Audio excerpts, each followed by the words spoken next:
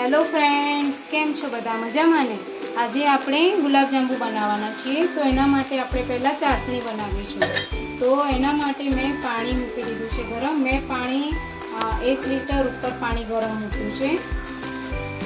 મેં આ ગ્લાસના મેઝરમેન્ટ પ્રમાણે લીધું છે. તો આ ગ્લાસના મેઝરમેન્ટ પ્રમાણે મેં ટોટલી 8 ગ્લાસ જેટલું પાણી એડ કર્યું છે. તો મેં ખાંડનું મેઝરમેન્ટ લીધું છે, તમે જોઈ શકો છો. તો મેં ખાંડ 1 કિલો અને 280 ગ્રામ લીધી છે, એટલા માટે કે મારો ખાંડનો દાણો મોટો છે. અગર તમારો દાણો ઝીણો હોય તો તમે ખાંડ થોડી વધારે લઈ શકો છો. તમને પછી જે રીતે ગળ્યું ભાવે એ રીતે તમે વધારે કે ઓછા પ્રમાણમાં લઈ શકો છો. મેં આમાં આ રીતે 2 કપ જેટલું દૂધ નાખ્યું છે અને આવી રીતે હું લોટને બાંધું છું. આપણે આને કણકને ઢીલો જ બાંધવાનું છે.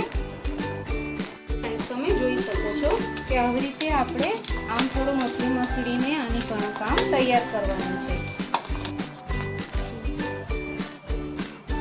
જુઓ ફ્રેન્ડ્સ, તમે જોઈ શકો છો કે આ લોટ બંધાઈ ગયો છે. હવે આપણે 2 હાથ વચ્ચે ઘી લગાવીને આને આપણે ગોઠવવાનું છે, એટલે કે આપણે જામુનને રેડી કરીશું.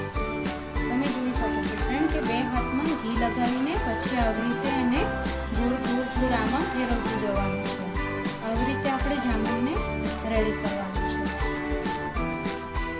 જોઈ શકો છો ફ્રેન્ડ્સ, મેં એક જામુનને મેં કઢાઈમાં એડ કરી દીધા છે. આવી રીતે કઢાઈમાં એડ કર્યા પછી અને આપણે તરત નથી હલાવવાનું. થોડીક વાર એની જાતે જ ઉપર આવે, પછી થોડીક વાર પછી આપણે એને હલાવવાનું છે. આપણે ગેસની ફ્લેમ ધીમીથી મધ્યમ આંચે રાખવાની છે.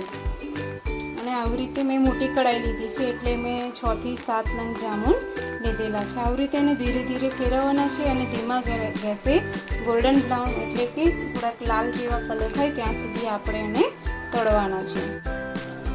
જુઓ ફ્રેન્ડ્સ, તમે જોઈ શકો છો કે આવો કલર થઈ જાય એટલે આપણે ધીરે ધીરે પછી આપણે એને કાઢતું જવાનું છે. એકદમ હલકા હાથે જ આપણે એને હલાવવાના છે.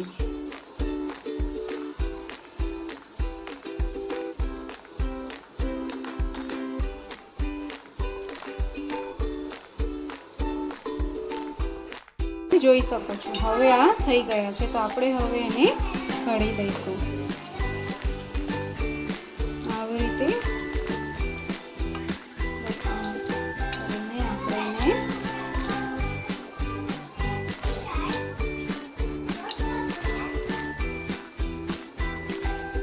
કાઢી દઈશું.